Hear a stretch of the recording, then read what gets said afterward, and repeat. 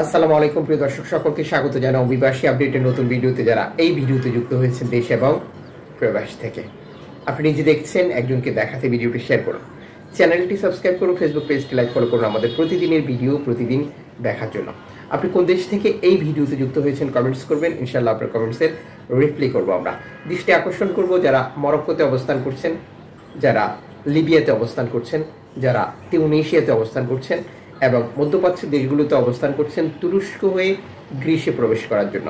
বর্তমান সময়ের ব্যাপারে ধারণা রাখলে আপনার অবৈধভাবে ইউরোপে আসা সহজ হবে, সিদ্ধান্ত নেওয়ার ক্ষেত্রে দারুণভাবে সহযোগিতা করবে।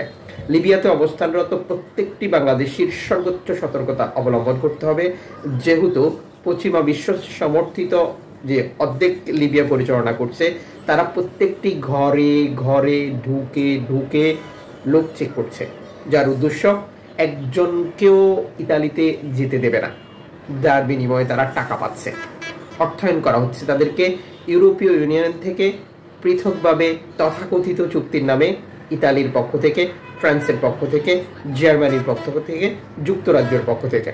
আর এই প্রক্রিয়ায় গত কয়েকদিনে রেকর্ড সংখ্যক মানুষ আটক হয়েছে। এই অবস্থায় আমাদেরকে সর্বোচ্চ সতর্ক, সর্বোচ্চ সচেতন থাকতে হবে।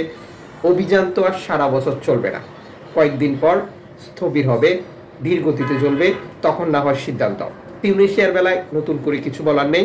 তিউনিসিয়ার কাউসাইড, যেটা ইউরোপীয় অর্থায়নে তার সকাল থেকে রাত পর্যন্ত চা গাওয়া সব কিছু চলে, সুতরাং সে আপনার পক্ষে কাজ করবে না। ইভেন তিউনিসিয়ার নাগরিকদের পক্ষেও সে কাজ করছে না, যেহেতু স্বৈরাচার, ফ্যাসিস্ট, তারা কখনোই সাধারণ মানুষের কথা শোনে না, সমালোচনা তাদের গায়ে লাগে না, তারা তাদের ইচ্ছে মতো পরিচালনা করে। আর সেটাই তিউনিসিয়ার জনগণ এবং বিভিন্ন জাতীয়তার লোকজন দেখছে। লিবিয়াতে অবস্থানরত যে সকল ভাই গ্রিসে গেম দেবেন ভাবছেন, গ্রিসের বর্তমান অবস্থা, লিবিয়া থেকে আসা প্রত্যেকটি অভিবাসীকে আবার লিবিয়াতে রিটার্ন করা হবে।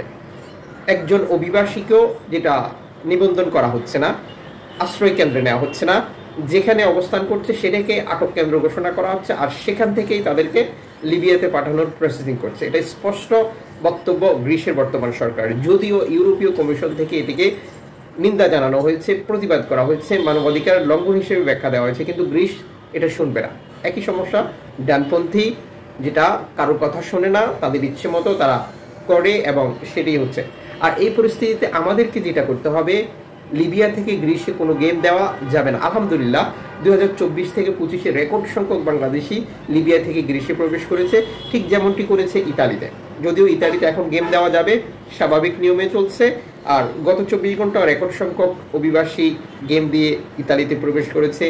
যে সংস্থাগুলো শরণার্থী উদ্ধার করেছে, বিপদগ্রস্ত যেটা শনাক্ত হয়েছিল সেটাকে, আর এদেরকে ইতালিতে নামিয়ে দেবে।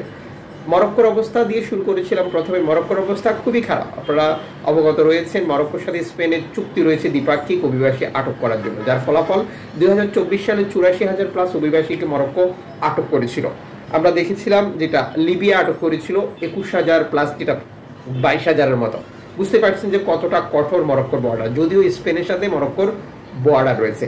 আর বর্তমান সময় সাঁতার কেটে রেকর্ড সংখ্যক মরক্কোর নাগরিককে যেটা স্পেনে প্রবেশ করছে, সামাজিক যোগাযোগ মাধ্যমে বেশ কিছু ভিডিও ভাইরাল হয়েছে।